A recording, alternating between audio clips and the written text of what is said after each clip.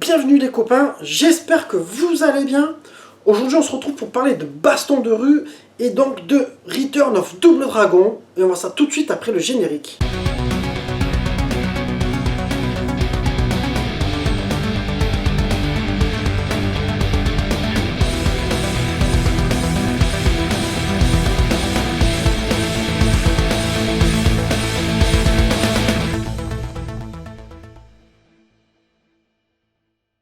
Ce fameux Return of Double Dragon, chez nous il a changé de nom en Super Double Dragon.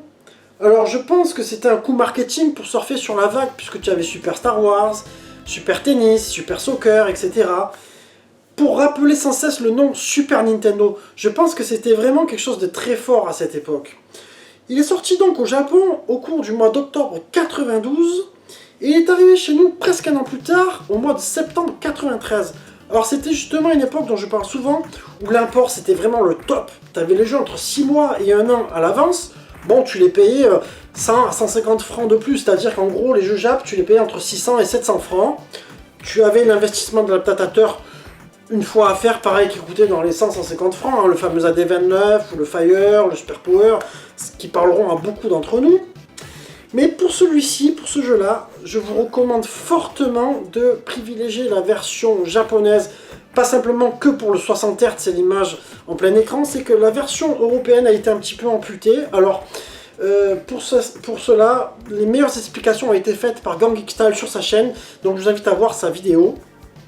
Alors là, on va se retrouver donc dans un jeu à l'esprit, vraiment, il faut le prendre comme un jeu NES, qui est sorti sur Super NES, un petit peu amélioré. En fait, ce jeu-là, moi je l'ai eu en 2013, je l'avais acheté en complet, etc. Mais je ne l'ai pas pris dans cet état d'esprit. C'est-à-dire que moi, dans ma tête, je m'étais dit, oh, comment c'était déjà, etc. J'étais un peu mode Street of Rage Final Fight. Et du coup, j'avais un peu déchanté. Et malheureusement, j'ai fait cette boulette de me dire, bon, hein, ce jeu-là, finalement, j'accroche pas. Je l'ai revendu, j'ai dû le revendre dans les 20 €, tu vois, complet. Bon, j'ai fait 1 euro, moi, à cette époque. Mais aujourd'hui, je me suis dit, tiens, il faudrait que je le reteste avec plus de recul. Et effectivement, je me suis dit que j'étais un gros bourricot. Parce que ce jeu-là, si tu arrives à le voir comme un jeu NES que tu vas mettre sur une Super NES, et bien en fait, c'est une petite perle, quoi, une pépite.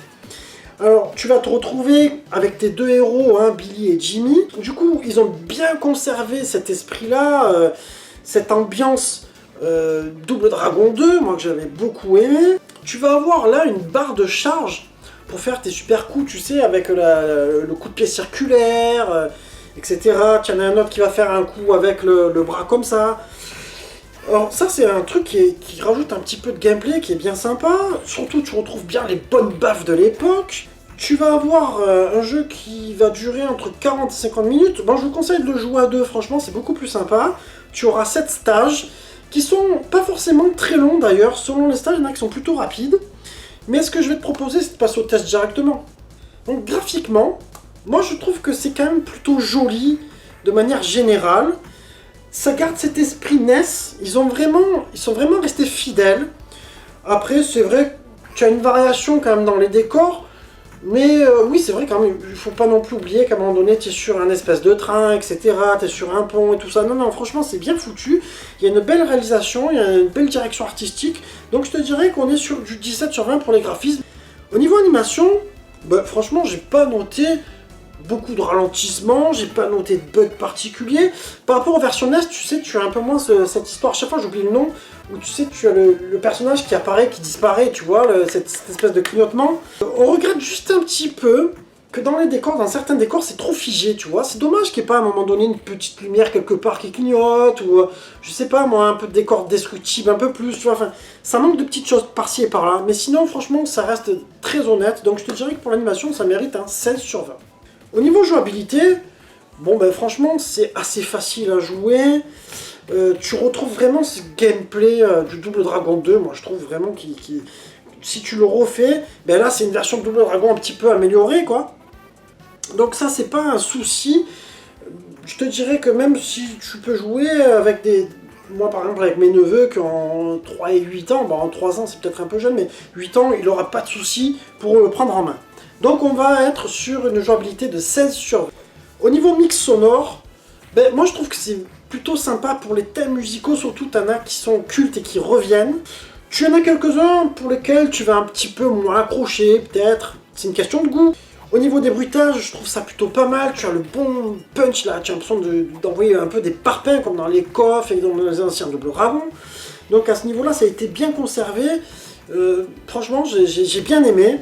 Donc je te dirais que ça mérite un 17 sur 20 pour le mix sonore. Au niveau durée de vie, c'est un jeu que je te conseille de faire à deux, mais si tu y joues seul, franchement, tu vas quand même bien te régaler. Il va te falloir entre 40 et 50 minutes pour le finir, donc ça reste... En fait, c'est dans la moyenne des beat'em all de cette époque, hein. Mais si tu joues à deux, franchement, tu auras plaisir à rejouer souvent, je pense. Et si tu l'as sur une borne d'arcade, encore mieux, tu vois. Enfin, sur les bornes de maintenant, tu sais, qu'ils font. Je dirais que durée de vie, on va être sur du 16 sur 20. Hein. C'est une bonne note moyenne, vous me direz ce que vous en pensez. Alors, en verdict, on arrive sur une note de 16,5. Et je te dirais que, en conclusion, ça reste quand même une licence culte. Alors, même si on a tous été très marqués, moi je me rappelle par le Double Dragon 2, plus que par le 3. Le Return of Double Dragon, c'est vrai qu'au niveau, à cause de sa version européenne qui était foireuse, il a un petit peu cassé l'image quelque part, mais si tu as connu cette fameuse version japonaise, pour toi ça va rester un jeu culte, et surtout qu'il faut avoir, parce qu'il fait partie vraiment des bons beat'em all de la machine. Et donc, voilà, je crois que je vous ai un peu tout dit. On arrive sur la fin de ma vidéo. J'espère qu'elle vous aura plu. N'oubliez pas de liker, partager, commenter. Et je vous embrasse tous les amis. Ciao, ciao.